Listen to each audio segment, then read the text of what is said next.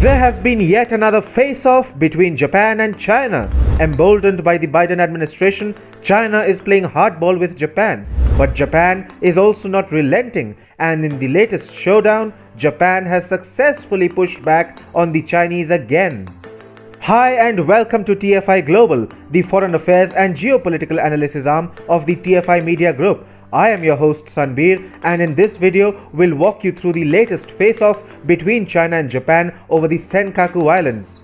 East Asia seems bound to witness a major flare-up as two big powers, China and Japan, clash with each other. Last month, Chinese President Xi Jinping gave a free hand to the Chinese Coast Guard to open fire on foreign vessels, even in disputed waters which it claims to be under its jurisdiction. The decision is apparently aimed at Japan's Senkaku Islands, which Beijing claims and calls the Diaoyu. And thus, there is a remarkable spike in Sino-Japanese tensions, and China is further emboldened by the new Biden administration at the helm of affairs in the US. On Sunday, the Chinese Coast Guard vessels entered the Japanese territorial waters near the Senkaku Islands for the second day in a row. The Chinese vessels targeted a Japanese fishing boat and followed it after intruding into Japanese waters. Yet, the Chinese vessels were shooed away by Japan. The incident, however, revealed that Beijing is desperate to step up aggression, but Tokyo is in no mood to hold back either. The face-off between Chinese and Japanese Coast Guards on Sunday is the first big clash after Xi's open fire declaration.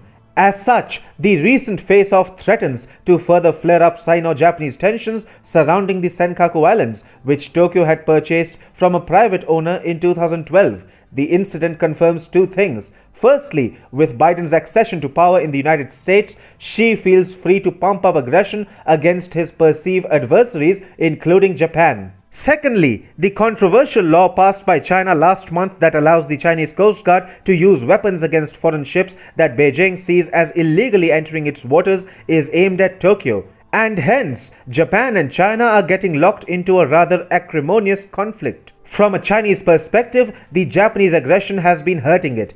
Tokyo has grown increasingly aware of the China threat, and therefore it has been targeting Beijing at economic and diplomatic levels. In return, the paper dragon is stepping up military aggression against Japan, especially at the Senkaku Islands. In turn again, Japan isn't letting China overwhelm it through aggressive military posturing at the Senkaku Islands. Japan has been looking at a major military modernization program. The Suga administration in Japan has been systematically strengthening the Japanese Coast Guard. In 2020, Japan's Coast Guard added 4 new boats and a helicopter. According to the Japanese Coast Guard website, it has even bigger plans, including an additional large patrol craft with a helicopter pad, another helicopter, and a jet aircraft for this year. Japan's military strategy is quite aggressive for a nation that used to be totally pacifist not till very long ago. In the past few years, Tokyo has turned quite innovative. It launched its own version of the Marine Corps under the banner of Japan Ground Self-Defense Force,